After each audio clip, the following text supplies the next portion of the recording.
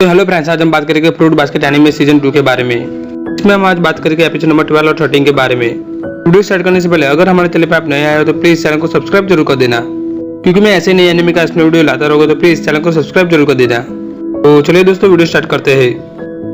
तो एपिसोड की स्टार्टिंग में हमें मायू दिखाई जाती है। इसके हाथ में से बुक नीचे गिरती है और बुक के अंदर से एक फोटो बाहर निकलती है। उस फोटो में मायू, कान्हा और हथौड़ी थे। फिर वापस सुगेरू आता है और वो कहता है कि मायू बहुत समय बाद मिले। फिर वो दोनों वहाँ पर बातें करते हैं। फिर वहाँ पर मायू कहते हैं कि सुगेरू, तुमने जो बुक का ऑर्डर दिया था वो आज नहीं आएगी, बल्कि वो कल आएगी। फिर उसके बाद मायू वहाँ पर अपना पास्ट याद करती है, जहाँ पर कान्हा मायू का इंट्रोडक्शन हथौड़ी से करवाती है। मायू कान्हा की बेस्ट फ्रेंड थी। हथौड़ी की पहली नजर में देखते ही मायू को उसके दिल में कुछ फील हो रहा था, लेकिन वो अपनी फीलिंग को दबा के रखती है, क्योंकि उसकी बेस्ट फ्रेंड हथौड़ी से डेट कर रही थी और कान्हा हथौड़ी के साथ बहुत ही ज्यादा खुश थी। और मायू के लिए कान्हा सबसे ज्यादा इम्पोर्टेंट थी, खुद से भी ज्यादा, क्योंकि वो उसकी बेस्ट फ्रेंड थी। फिर उसके बाद हमें दिखाया जाता है कि हथौड़ी और मायू एक दूसरे से बातें कर रहे होते हैं, जहाँ पर मायू बताती है कि कान्हा कितनी ज्यादा अच्छी है। फिर मायू कहती है कि हथौड़ी, मैंने सुना है कि तुम्हारे दो बेस्ट फ्रेंड भी है, जिसका नाम सुगेरू और आयामे है। हथौड़ी कहते हैं कि वो और मेरे बेस्ट फ्रेंड। फिर उसके बाद मायू सुगेरू और आयामे से मिलती है। फिर हमें दिखाया जाता है कि मायू सच में हथौड़ी से प्यार करने लगी थी, लेकिन वो अपनी फीलिंग को बाहर नहीं ला पा रही थी। फिर उसके बाद मायू के पास सुगेरू आता है और वो कान्हा को लेकर बातें करने लगता है। फिर सुगेरू कहता है कि क्या तुम मुझसे डेट करना चाहती हो? मायू कहती है कि तुम्हारी बात का कोई भी मतलब नहीं है। सुगेरू कहता है कि तुम मुझे अकेली लग रही हो, तुम्हें किसी की जरूरत है ना? मैं भी खुद से बोर हो गया हूँ, तो क्या तुम मेरे साथ आओगी? फिर उसके बाद हमें मायू कहती है कि हमने डेट की थी, वो थोड़ा फनी भी था, लेकिन सुगेरू को समझना बहुत मुश्किल था, यहाँ तक कि हमने एक दूसरे को किस तक नहीं की थी। फिर उसके बाद हमें मायू और कान्हा दिखाई जाती है। कान्हा कहती है कि मायू, क्या तुम सुगेरू के साथ ठीक हो? मायू कहती है कि क्यों? कान्हा कहती है कि नहीं, बस ऐसे ही, मुझे थोड़ी चिंता हो रही थी कि तुम हैप्पी हो या फिर नहीं।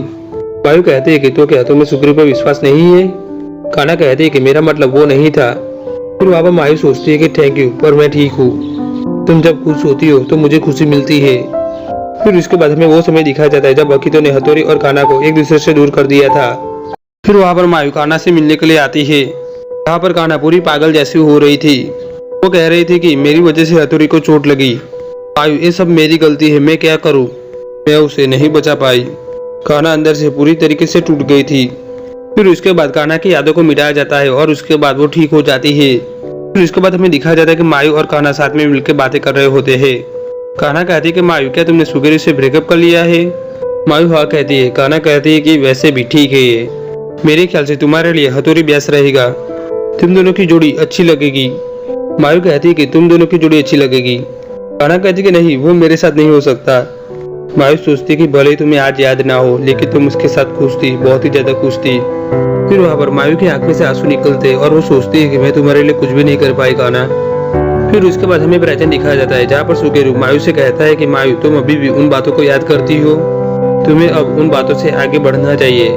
देखो, कान्हा ने शादी कर ली है और हथौड़ी के पास भी अब एक गर्लफ्रेंड है। मायू कहती है कि तुम मजाक कर रहे हो ना? सुगेरू कहता है कि नहीं, मैं सच कह रहा हूँ, और वो भी सोमा है, उसका नाम शायद सात्सुकी है और वो थोड़ी सी कान्हा जैसी दिखती है। देखो, उन दोनों ने खुद की हैप्पीनेस को ढूंढ लिया है। अब क्या तुम ऐसे ही अकेली रहना चाहती हो? क्या तुम फिर से मेरे साथ आना चाहती हो? मायू कहती है कि कभी नहीं, मैं किसी से भी अभी डेट करना नहीं चाहती। सुगेरू कहता है कि ठीक है और वो वहां से जाता है। फिर उसके बाद मायू हथौड़ी की फोटो को देखती है और वो सोचती है कि क्या मुझे भी अपनी हैप्पीनेस को अब ढूंढ लेना चाहिए।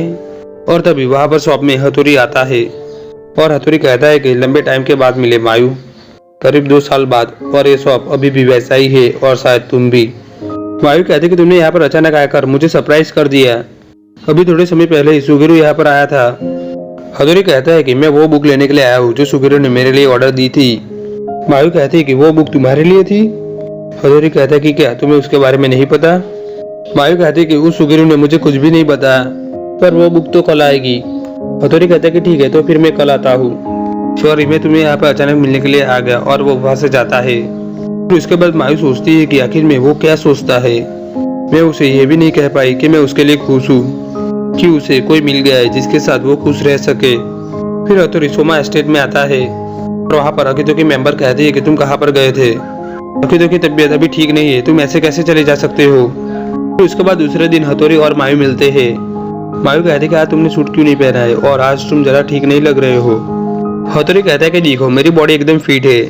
मायू कहती है कि मैं फिजिकली बात नहीं कर रही हूँ, तुम्हें मैं कैसे समझाऊं, तुम खुश नहीं लग रहे हो। फिर वहाँ पर मायू सोचती है कि तुम्हारा खाने के साथ सफर पूरा हो गया है, अब तुम्हारे पास एक दिया भी है। हथौड़ी कहता है कि मुझे समझ नहीं आ रहा तुम क्या कहना चाहती हो। मायू हथौड़ी को देखती है और उसे देखकर उसे कुछ होने लगता है, लेकिन वो अपनी फीलिंग को बाहर लाना नहीं चाहती, इसलिए वो दूसरी बातें स्टार्ट कर देती है। वो कहती है कि देखो आसपास देखो, सब कितने ज्यादा खुश है लेकिन तुम नहीं लग रहे हो, और वो वहाँ पर रोने लगती है। हथौड़ी कहता है कि हे मायू ऐसा मत करो, अब तुम कोई बच्ची नहीं रही हो, लगता है कि तुम्हें कोई गलत फैमिली हो गई है। मैं चला गया था, उसके पीछे वजह थी, रोने से अच्छा फील होता है, मैंने सही कहा ना। मायू कहती है कि ऐसा मुझे क्यों बोल रहे हो। फिर हथौड़ी मायू के आंसू को साफ करता है। वो कहता है कि तुम मेरे लिए रोई, इसके लिए तुम्हारा थैंक यू। मायू कहते कि मुझे खुशी है कि मैं तुम्हारी हेल्प कर पाई, पर ये लास्ट टाइम है, तुम्हारे पास गर्लफ्रेंड है तो उसे रुलाओ तुम्हारे लिए। हथौड़ी कहता है कि मेरे पास कोई भी गर्लफ्रेंड नहीं है। कान्हा कहती है कि क्या, सुगिरो ने तो मुझे कहा था कि तुम्हारी एक गर्लफ्रेंड है जिसका नाम सात्सुकी है। हथौड़ी कहता है कि वो तो हमारे रिलेटिव्स की मॉम है, वो मेरी जी अब कभी नहीं हो सकती, शायद फिर से सुगिरो ने तुम्हें उल्लू बनाया। मायू कहती है कि मेरे आंसू मुझे वापस दे दो, वो भी ब्याज के साथ, अभी के अभी। हथौड़ी कहता है कि देखो तुम फिर से नॉनसेंस बातें करने लगी हो। मायू कहती है कि मैं भी कितनी फालतू बातें करती रहती हूँ। हथौड़ी कहता है कि तो तुम फ्री हो तो खाने के लिए चलोगी। मायू कहते हैं कि मुझे यकीन नहीं हो रहा है कि तुम मुझसे पूछ रहे हो। हथौड़ी कहता है कि तुम नहीं आओगी, तो मायू कहती है कि नहीं मैं आऊंगी। हथौड़ी कहता है कि हाँ, और वैसे भी देखो आज का दिन कितना अच्छा है। और वो दोनों एक दूसरे को देखकर मुस्कुराते हैं और वो दोनों वहां से जाने लगते हैं और वो दोनों करीब करीब एक दूसरे के पास आ गए थे। उसके बाद नेक्स्ट एपिसोड में हमें स्कूल दिखाई जाती है, जहाँ पर हमें युकी दिखाया जाता है और वहाँ पर युकी के पास मोटोको आती है और वो उसे गिफ्ट देती है। युकी कहता है कि तुम्हारा थैंक यू, पर मेरे पास तुम्हें देने के लिए कुछ नहीं है। मोटोको कहती है कि कोई बात नहीं, और वो अंदर ही अंदर सोचती है कि तुम्हारी स्माइली मेरे लिए गिफ्ट है। तो वहाँ पर एक और लड़की आती है और वो कहती है कि इसके अंदर बिस्कुट है और इसमें से बहुत ही अच्छी स्मेल आ रही है। मोटोको और उसकी फ्रेंड सोचती है कि अब ये कौन है, और वहाँ पर मिनामी चिल्लाती है। मोटोको कहती है कि क्या तुम उसे जानती हो। मिनामी कहती है कि एक क्लास 2A की लड़की है और उसे डेविल ऑफ वुमन से जाना चाहता है, ये अपने लुक से लड़कों को आकर्षित करती है। फिर वो लड़की युकी को यूनियन कह के बुलाती है और ये सुनकर मोटोको और उनके फ्रेंड को शौक लगता है। मोटोको कहती है कि कौन हो तुम और ऐसे विचित्र निकनेम से युकी को क्यों बुला रही हो। वो लड़की मोटोको और उनके फ्रेंड से कहती है कि तुम लोग डरावनी लग रही हो। फिर इसके बाद युकी के साथ वो लड़की जाने लगती है और वो जाते जाते कहती है कि वो सब फनी था। युकी कहता है कि तुम्हें लोगों को ऐसा नहीं कहना चाहिए, और वैसे तुम कौन हो और मुझे ऐसा अजीब निकनेम क्यों दिया। वो लड़की कहती है कि ये पहली बार नहीं है कि इस नाम से तुम्हें किसी ने बुलाया हो। युकी कहता है कि तो वो कौन है। तो वहाँ पर काकेरू आता है और वो युकी को यूनियन कह के बुलाता है। युकी सोचता है कि पता ही था कि यही साला होगा। काकेरू कहता है कि लंबे समय बाद मिले युकी, तुम्हारा समर कैसा गया। मैं कहूँ तो मुझे बहुत ही ज्यादा समर पसंद है, और वो जल्दी फिनिश हो गया, और इतनी जल्दी स्कूल क्यों चालू कर दी। युकी कहता है कि ये यूनियन का क्या चक्कर है। काकेरू कहता है कि वो तुम तो सीरियस हो गए। वो लड़की कहती है कि तुमने जो निकनेम इसे दिया है वो उसे पसंद नहीं है। काकेरू कहता है कि ओह ऐसा, तो क्या ये क्यूट नहीं है। युकी कहता है कि साले मेरा निकनेम मेरे रियल नेम से इतना लंबा क्यों है। काकेरू कहता है कि ओह हाँ यस, तो ये थोड़ा अजीब है ना, लेकिन तुम्हें क्या प्रॉब्लम है, रखो यार अच्छा है। फिर उसके बाद काकेरू और युकी स्टूडेंट काउंसिल रूम में आते हैं। यहाँ पर अंदर एक लड़का और माची कुरागी होती है। लड़का कहता है कि मेरा नाम नाही तो है, क्लास 1C से हूँ, मैं सेक्रेटरी हूँ और तुम प्रेसिडेंट हो और मुझे तुम एक्सेप्ट हो, और मैं तुम्हें याद दिला दूं मैं तुम्हारा राइवल हूँ। और तभी वहाँ पर काकेरू नाही तो पे हाथ मारता है और वो कहता है कि ठीक है छोटू, हम तुम्हें चीयर करेंगे। तो वहाँ पर वो लड़की कहती है कि ओह अभी तक मैंने अपना इंट्रोडक्शन ही नहीं करवाया। तो वहाँ पर वो कहती है कि मेरा नाम किमी टोडो है, मैं भी सेक्रेटरी हूँ इस छोटू की तरह। काकेरू कहता है कि यूनियन ये सीधी लगती है लेकिन है नहीं। और तभी किमी काकेरू को मुक्का मारती है। किमी कहते कि कुछ भी मत बोला करो। फिर सोचता है कि कैसे लोग मुझे मिले हैं, मुझे इनको लीड करना है, ये मैं कैसे करूँगा, और मैंने खुद से वादा किया है कि मैं पीछे नहीं हटूंगा। फिर वहाँ पर युकी अपना इंट्रोडक्शन देता है। वो कहता है कि मैं इस बात में यकीन रखता हूँ कि हमें साथ में मिलकर काम करना होगा, स्टूडेंट काउंसिल के लिए हम साथ में काम करेंगे। प्रेसिडेंट होने के नाते मुझे बहुत सारी चीजों का ध्यान रखना होगा और हमें बहुत ही ज्यादा मेहनत करनी पड़ेगी, तो मुझे उम्मीद है कि हम सब साथ मिलकर अच्छा काम करेंगे। आखिर कहता है कि हाँ जरूर, चलो हम सब साथ में मिलकर काम करते हैं। फिर उसके बाद थोड़ी मिनट के अंदर ही काकेरू सो जाता है, साला आलसी। फिर उसके बाद हमें दिखाया जाता है कि मोटोको किमी से मिलती है। मोटोको कहती है कि तुम ठीक नहीं लग रही हो, तुम्हारा बिहेवियर अजीब है। किमी कहती है कि नहीं मैं तो अच्छी गर्ल हूँ। और तुम्हारा थैंक यू उस दिन बिस्कुट देने के लिए।